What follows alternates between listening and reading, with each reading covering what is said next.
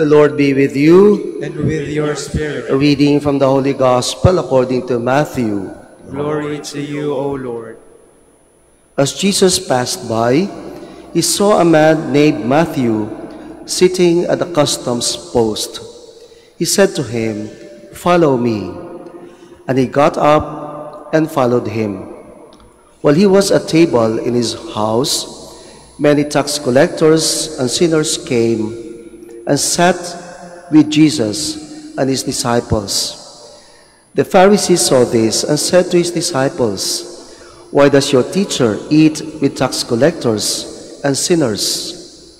He heard this and said, "Those who are well do not need a physician, but the sick do. Go and learn the meaning of the words, 'I desire mercy, not sacrifice.' I did not come to call the righteous, but sinners." Brothers and sisters, the Gospel of the Lord. Praise to you, Lord Jesus Christ. Please be seated. Good morning. Mga kapatid, hayaan niyo po na gumawa ako ng konting survey.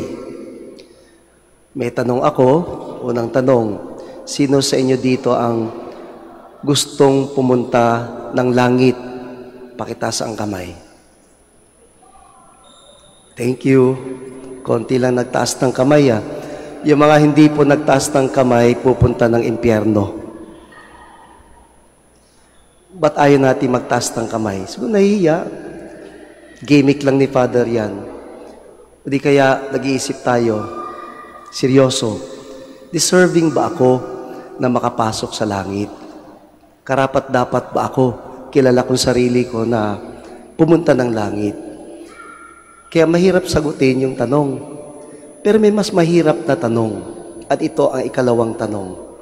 Sino sa inyo dito, personal po ito, ang nagsasabing siya'y makasalanan? Pakitaas ang kamay.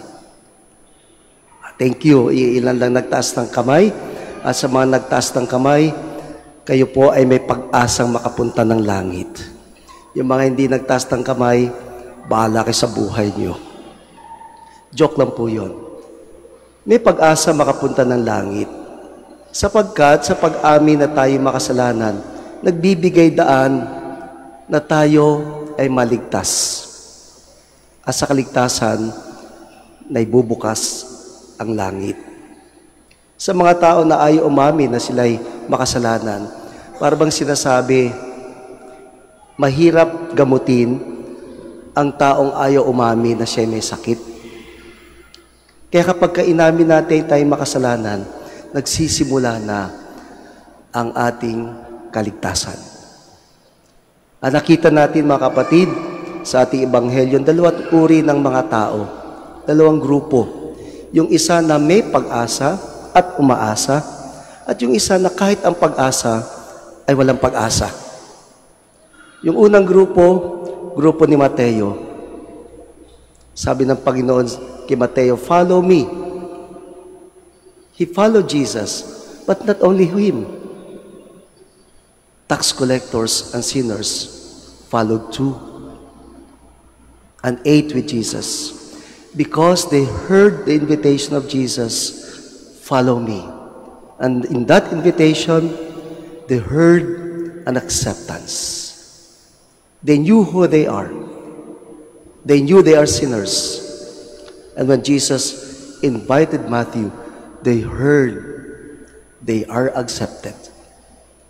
And in that acceptance, they have a hope. May pag-asa. Habang inaamin na tayo makasalanan, may sakit, may pag-asa. Kaya para sa kanila, klaro ang sinabi ng ating Panginoon sa dulo ng Ebanghelyo. "I did not come to call the righteous, but sinners." Grupo ng umaasa, may pag-asa. Isang grupo naman na kahit ang pag-asa ay sinarhan ng pag-asa. Ang mga Pariseyo. Because they rejected people. Para bang sa kanila, sila ang may-ari ng kaligtasan, ng patawad, ng grasya ng Diyos. Konting paalala lang sa atin mga kapatid. Sana wag tayong ganon. Nakakalungkot isipin minsan sa simbahan, yung mga naglilingkod, mga aktibo, nagsisimba, siya pa ang may ganitong pag-uugali. Minsan, di ko alam kung kasama tayo dyan. They look down on people. They think that they alone possess God's mercy and forgiveness. Kaya paalala sa atin, papipiliin naman tayo lagi. Grupo ng umaasa o walang pag-asa. Para sa ating lahat, o sino man, kahit hindi nagtaas ng kamay, na umaasa makapasok ng langit, itong paalala sa atin, na ilapit na ang langit. Dinala ni Jesus ang langit sa atin. At kung pakiramdam natin, nahihirapan pa rin tayo, kahit nailapit ng langit na yan, tandaan din natin, ipinakita ni Jesus ang daan sa langit. He showed us the way because He is the way. Asa lang po, huwag nating isara ang langit para sa atin.